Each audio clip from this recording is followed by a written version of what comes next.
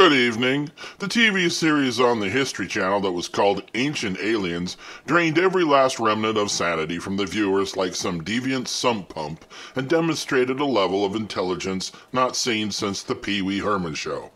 Wanting to be an informed individual of the many pseudo-scientific offerings, I subjected myself to the senseless diatribe, and as the painful minutes crawled by, I felt as if I was being swept away to some cold operating table deep inside the science labs at Auschwitz, where I was slowly being turned into a goat. And I'm being kind with that description.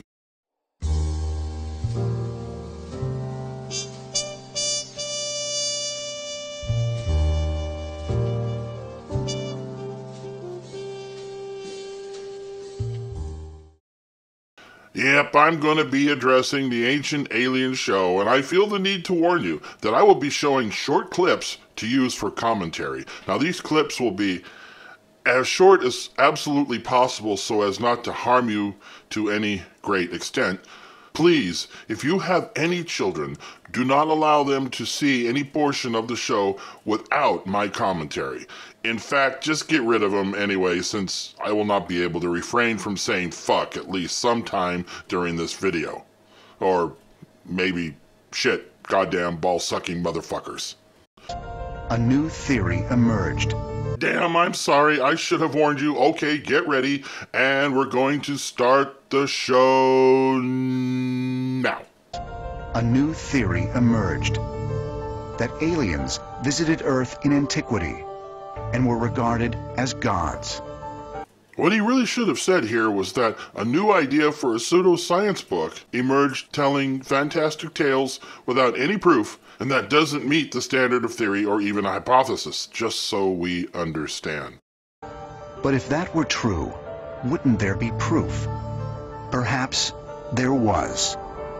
All we needed to do was open our eyes and our imaginations. Wait, what was that he said? All we needed to do was open our eyes and our imaginations. Imagination! To find out what is really going on, we've got to use our imagination. Why? Because what these idiots are about to tell you is imaginary. To hell with any evidence. What the fuck does evidence have to do with this? Use your imagination. I need another drink, and we haven't even started. While I get one, let's look at what started this cult of crap. A book was published that forever changed the way many in the scientific, religious, and creative communities would view their home planet. No, the only way that book could have changed the way scientists viewed Earth would only be from the amount of puke covering the Earth caused by the mere mentioning of the book. Hey, I'm just saying. Written by Swiss author Erich von Däniken, Chariots of the Gods attempted to prove that alien explorers had visited the Earth thousands of years ago. And that attempt failed miserably. Subject number 1, Erich von Däniken. He was a hotel manager who stole the idea for Chariots of the Gods from other writers and put their ideas into his book. He then stole from his boss, which landed him in jail for fraud. He wrote his second book, Return of the Gods, during his second stint in the big house for tax evasion. What the hell? I mean, if you're going down for a few years, you may as well have a hobby, right? Well, after that, he was in Fat City and started cranking out more successful books like Gods Strike Back, The Phantom God, and Revenge of the Gods, or something like that. It doesn't really matter. In 1970, a feature-length documentary was released to theaters, followed by dozens of best-selling books and growing legions of fans and supporters. When I first read Chariots of the Gods, I couldn't put that book down because it answered a whole bunch of questions that I had. People want answers to questions that they can't answer themselves. So this book answered the questions you guys had? You guys were completely in the dark before you read von Dickwad's book? This is what I really love about you guys. You want it both ways. When you agree with Von Ducky Dick, your presumption that he has answered all the mysteries is cool. But when a scientist questions Von Dicky Doo about his claims, he comes back with this shit. I asked the question, were primitive humans influenced by extraterrestrials? I don't expect that the scientific community now embraces and kisses me and say, oh, wonderful, great you did. We have to live with critics. This is normal. Chariots of the God was full of speculation. I had 238 question marks. Nobody read the question mark. They always said, Mr. Von Däniken is saying. I did not say. I asked the question. Would that be a possibility? Okay then, let's go back and apply this to what your fans had to say. People want answers to questions that they can't answer themselves. Nobody read the question mark. It answered a whole bunch of questions that I had. I did not say. I asked the question. Would that be a possibility? Chariots of the God was full of speculation. And I agree with Von Dickenstick. His book was not only full of speculation, I submit that it was nothing but speculation. In fact, everyone who believes and follows him and considers themselves one of the ancient astronaut theorists are spouting all pure 100% speculation, most of which is right from Von Gilligan's book. Michael Cremo. Michael Cremo is a great example of this, also known as Dhruta Dasa. Cremo is a writer and an American Hindu creationist whose work argues that modern humans have lived on the earth for billions of years. Cremo's anti-evolution book, Forbidden Archaeology, has attracted attention from Hindu creationists and paranormalists, but has been criticized for ignorance of basic archaeology and has been described as pseudoscience by representatives of the mainstream archaeological and paleoanthropologist community.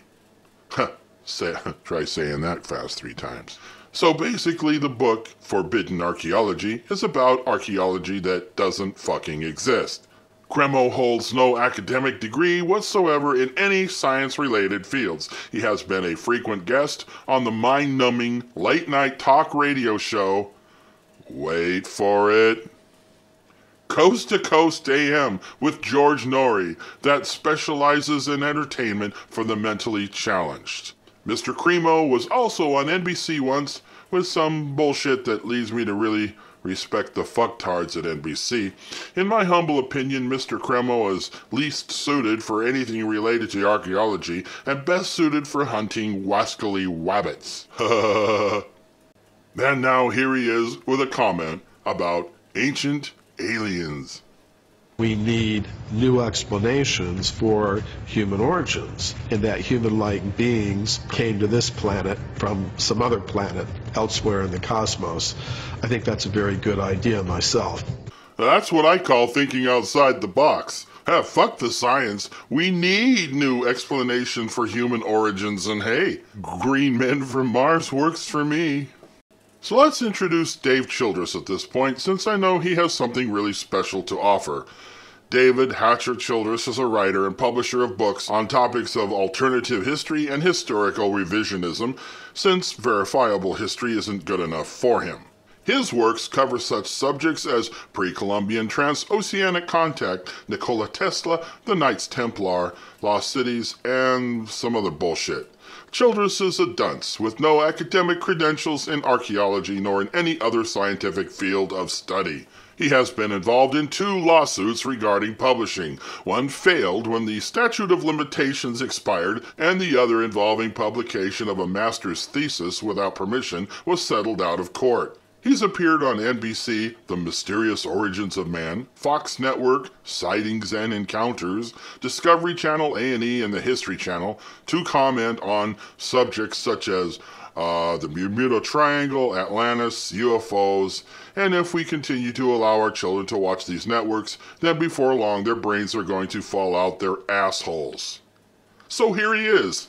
And it really excited people. It was a new way of looking at the past, looking at ancient civilizations, and it put this very modern space-age spin to the whole thing. Yes, Davey, it is a new way of looking at the past. The wrong way. Real history just isn't sexy enough, is it, Davy? But if you think the book was onto a new idea, then you have to get in line, because the religious fanatics have been putting their spin on history for a hell of a lot longer than the Von Culligan man has. All you're doing is promoting one fairy tale over another and throwing out all common sense and reason. In my opinion, you're straight out of a Barnum and Bailey sideshow. Speaking of which, in the first tent at this twisted sideshow are the Nazca lines. But before we suffer through this, please allow me to give you at least one optional explanation for them. Some anthropologists have come to understand the widespread belief amongst ancient Andean cultures that various gods, whom they revered as their ancestors, lived in the mountains. These gods controlled the weather that had a direct effect on crops and livestock. In fact, the chief god Viracocha was closely associated with both the mountains and water, and according to tradition, the mountain gods took to the skies in the form of eagles or condors. They literally believed that their ancestors could look down upon the Nazca Plain from above. Not only that, but you can see the lines and drawings from the nearby mountains without the need for any airplane or UFO. There are also simple explanations as to how they made these drawings, but it would take some time to explain and is completely unnecessary at this point. Now, back to the circuits. The lines look like airstrips. They start abruptly, they end abruptly. But of such overdimensional size that you can see them only from the air. Nazca and the Nazca figures make no sign seen from the earth. You have to fly over it. The signs are made for somebody who flies. There's no way out of this. I hope archaeology sooner or later will come to a similar conclusion. I think that we need at this point a sideshow ringleader to put it all right again. George Norrie is a radio talk show host of Coast to Coast AM that caters to the batshit crazy aluminum hat-wearing insomniacs who just love to huddle around their emergency wind-up sea crane radios all night long. Norrie has also made attempts at writing, but only with the help of others who actually know how to write. The 3 books he's co-written are Worker in the Night with William Burness, Journey to the Light, also with William Burness, and Talking to the Dead with Rosemary Guiley. In my mind, these have got to be symbiotic relationships in which unknown writers get notoriety by using Norrie's name in exchange for giving Norrie writing credits for doing nothing. If you think I'm wrong, just listen to this little tidbit of knowledge. You know, pictures are worth 1,000 words. Absolutely. As you listen to other comments by George, it will become very apparent to you that his brain was lying around prior to Edison inventing the dim bulb. Now we introduce the show's consulting producer, Mr. Giorgio Tsoukalos, who has got to be the dumbest guy on the show, aside from George Norrie. Yet he is the only ancient astronaut theorist with an actual college degree, that being in the field of sports communications. Tsoukalos is the co-publisher of legendary Times magazine, a publication that searches in vain for evidence to support ancient astronaut theory and other related bullshit. He holds no degree in any field of science. His forte is as a talking head. He has appeared on the Travel Channel, the History Channel, the Sci-Fi Channel, the National Geographic Channel, as well as late-night talk radio show Coast to Coast AM with George Norrad. And if I may ask, what the fuck is up with that hair? Seriously, is he trying to look like some young version of Albert Einstein or something? Does he think that makes him look more intelligent? Cue the clip. Looking at Nazca from the air, it looks like an airport. And it really does. And you look like a moron. You really do. If this was some kind of an airfield, then those aliens had no idea what the fuck they were doing. I mean what? Were they landing hundreds of UFOs a day here and had to come in on different runways depending on the wind speed and directions? And what the fuck kind of UFO are they flying anyway? DC-10s? Is this where Lord fucking Xenu landed? Was this guy reading L. Ron Hubbard books before he ran into Von Flatulence? Okay, so he's saying this means this, which is really this. Hello up there. Here we are. It's something. Another question.